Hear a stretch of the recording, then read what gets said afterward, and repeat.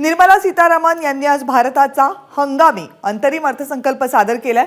या अर्थसंकल्पाची मांडणी त्यांनी 4 जाती अर्थात 4 घटकांना सामावून घेत केली आहे। महिला वर्ग, युवा वर्ग, अन्नदाता, शेतकरी आणि गरीब या चतुसूत्रीला डोळ्यासमोर ठेवून त्यांनी आपलं बजेट सादर केलं। बघूयात या बजेटच्या पोतडीमधून देशातल्या जनतेला आणि देशभरातल्या विविध घटकांच्या पदरांमध्ये नेमकं काय पडलंय।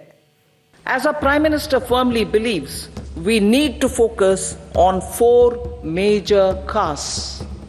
They are Garib, Mahilayein, Yuva and Annadata.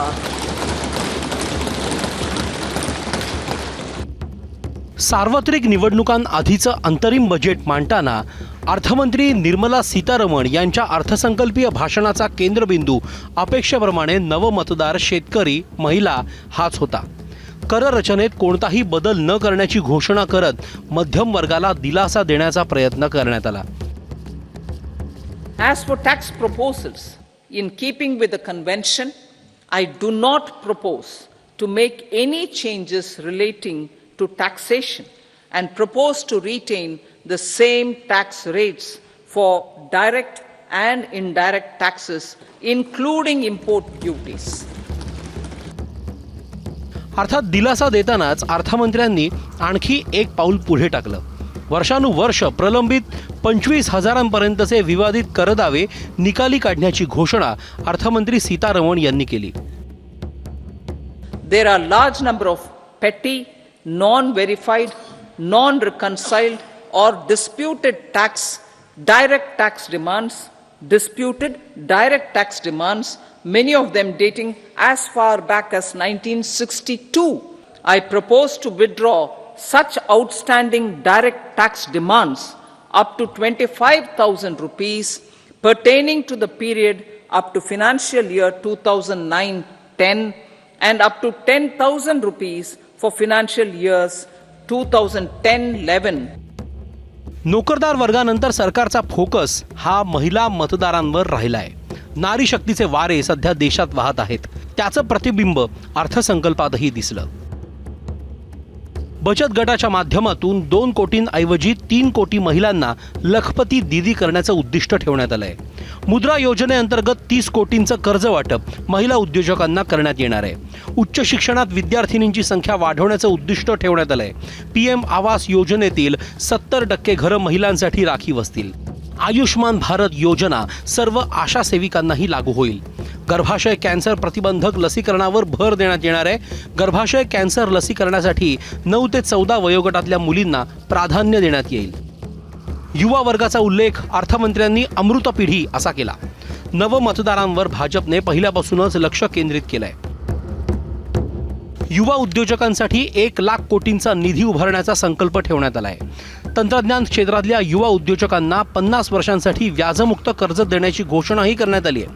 देशात वैद्यकीय महाविद्यालयांची संख्या वाढवण्याचा निर्धार करण्यात आलाय। मेडिकल कॉलेजेसच्या उभारणीसाठी एका समितीचीही स्थापना करण्यात आली आहे। ग्रामीण अर्थव्यवस्थेचा कणा असलेल्या शेतकरी मतदारालाही या बजेटमधून काहीतरी देण्याचा प्रयत्न करण्यात आलाय। नॅनो युरियाच्या यशानंतर आता नॅनो DAPचा प्रयोग करण्यात येणार आहे। तेलबियांमध्ये आत्मनिर्भरतेचा प्रयत्न असतील। दुग्धोत्पादकांच्या मदतीसाठी योजना आखण्यात आली आहे। पंतप्रधान मत्स्य संपदा योजनेलाही प्रोत्साहन देण्यात आलंय। शेतीसाठी आधुनिक साठवणूक यंत्रणेवर भर देण्यात आलाय। पायाभूत सुविधांसाठीही अर्थसंकल्पात तरतुदी करण्यात आल्या आहेत। 40,000 रेल्वे कोचचं रूपांतर वंदे भारतमध्ये करण्याची घोषणा करण्यात आली आहे।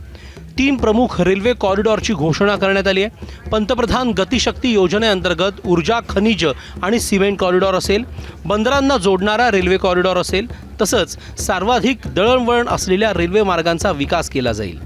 विद्यमान विमानतळांचं विस्तारीकरण, नव्या विमानतळाच्या निर्मितीवर भर असेल। शहरांमध्ये मेट्रो मार्गांचं विस्तारीकरण आणि विकासाचं उद्दिष्ट ठेवण्यात आलं आहे। पर्यटन क्षेत्र विकास, लक्षद्वीपच्या विकासावर भर देण्यात येणार आहे। शहरांच्या विकासाचं उद्दिष्ट ठेवतानाच हरित ऊर्जा आणि इलेक्ट्रिक व्हेकल इकोसिस्टीमचं उद्दिष्ट अधोरेखित करण्यात आलंय। 1 गीगावॅटपर्यंत पवन ऊर्जा क्षमता वाढवण्याचा संकल्प करण्यात आलाय। बायोमास यंत्रसामग्रीसाठी आर्थिक सहाय्याची घोषणा करण्यात आली आहे. सार्वजनिक वाहतूक व्यवस्थेत इलेक्ट्रिक बसेसचा अधिकाधिक वापर वाढवणे हे उद्दिष्ट आहे. चार्जिंग स्टेशन्सची संख्या वाढवण्यावर भर देण्यात येणार आहे. 2047 मध्ये भारताला विकसित देश करण्याचं लक्ष ठेवतानाच 2014 आधी आर्थिक दुरवस्था का होती याची श्वेतपत्रिकाही काढण्याचा राजकारण अर्थसंकल्पातून खेळलं गेलंय.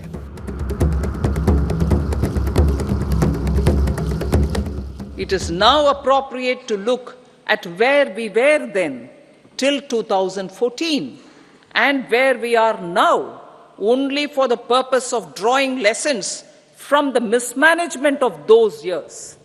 The government will lay a white paper on table of the House. याशिवाय राज्यांना विविध विकास कामांसाठी 75,000 कोटींचं व्याजमुक्त कर्ज देण्याची घोषणाही अर्थसंकल्पातून करण्यात आली आहे. एकीकडे अंतरिम अर्थसंकल्प मांडताना निवडणुकांचा संकल्पही यातून करण्यात आल्याचं दिसून येत आहे. ब्युरो रिपोर्ट, ABP माझा. ABP माझा, उघडा डोळे बघा नीट.